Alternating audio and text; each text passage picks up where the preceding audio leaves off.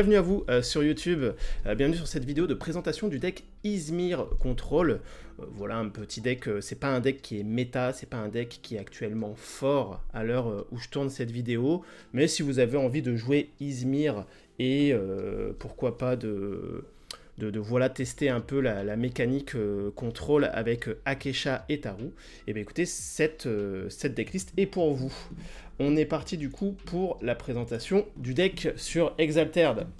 Alors le deck, bon forcément, comme vous l'avez compris, on va jouer contrôle, donc on prend le personnage Akesha et Taru. Akesha et Taru, l'effet c'est après vous, donc quand vous êtes premier joueur, vous inclinez la carte héros, donc vous pouvez l'utiliser qu'une seule fois par tour, et vous permettez de donner la main, enfin ça vous permet pardon de donner la main à votre adversaire. Donc c'est plutôt fort en fait, tout simplement pour jouer en réponse à ce que va faire notre adversaire, et contrôler tout simplement tout ce qu'il va essayer de nous poser. Donc dans ce deck on voit qu'on a 24 personnages, 12 sorts et 3 permanents. Le permanent, c'est la carte clé du deck, c'est le transporteur Ordis. Pourquoi? Parce que pour 3, il va rester bien sûr en tant que permanent, et à chaque début de tour, donc tous les midis, il va nous créer un jeton soldat 1-1-1 sur l'expédition du compagnon. Et ça, c'est très fort. Pourquoi? Parce qu'on a un deck, en fait, qui va avoir beaucoup de sorts qui vont venir gérer les créatures adverses, et nous, on va tellement gérer le board qu'on va essayer de faire en sorte d'avoir juste une petite créa 1-1-1 d'un côté, une petite créa 1-1-1 de l'autre. Ça suffit normalement à avancer en fait sur les expéditions. C'est l'objectif du deck. Alors moi c'est pas une liste, je dirais pas que c'est la meilleure liste, mais c'est une liste qui est viable, que j'ai testée et qui fonctionne plutôt pas mal. Donc le transporteur Ordis en rare en 3 exemplaires, et ensuite on va partir sur les cartes standards du deck. Mais en tout cas, transporteur Ordis, carte clé. Si vous l'avez dès le début, la partie se passera beaucoup mieux que si vous ne l'avez pas du tout. Donc on a l'alchimiste du Kadigir qui gagne 2 boosts pour 3, donc qui est une 3-3-3 pour 3, et qui ensuite, jouer de la réserve, sera une 1-1-1 pour 1, ce qui n'est pas négligeable.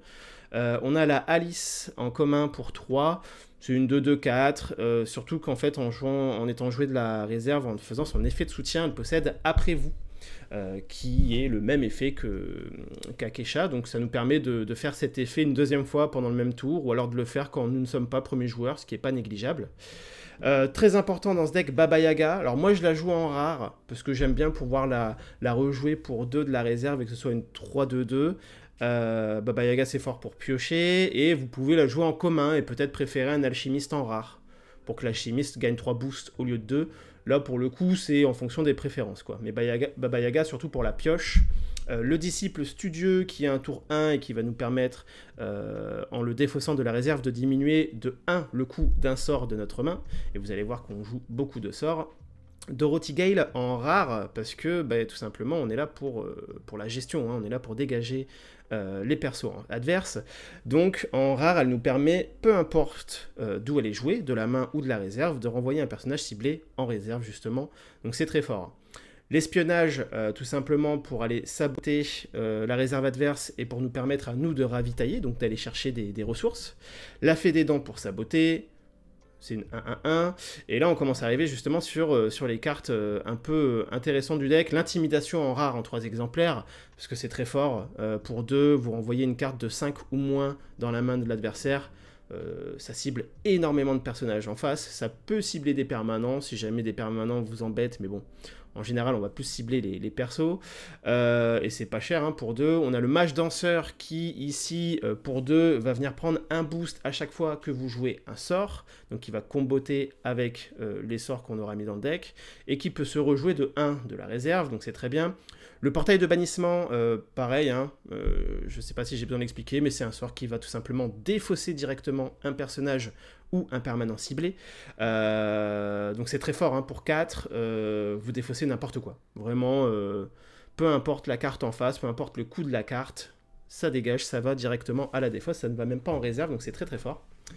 Le Sakarabru, c'est peut-être une carte sur laquelle j'hésite. Alors en fait, j'ai mis Sakarabru en rare dans l'éventualité où on aurait pris du retard sur l'adversaire. Bon voilà, un Sakarabru qui, quand on la joue de la main, fait reculer l'expédition adverse. donc c'est plutôt fort. Si on joue son effet de soutien de la réserve, on va piocher une carte, mais le Sacarabrus, je suis pas sûr. Vous pouvez préférer, si vous voulez, la Troupière Ordis en rare, ou alors maintenant, alors c'est vrai que c'est pas forcément mis à jour, mais vous pouvez aussi préférer Ada Lovelace en rare. Qui une fois que vous la jouez de la réserve, une fois que vous la jouez de la réserve, vous pouvez mettre une carte de votre main en réserve et si c'est un sort, vous piochez une carte. Je vous avoue que j'ai pas essayé, à tester.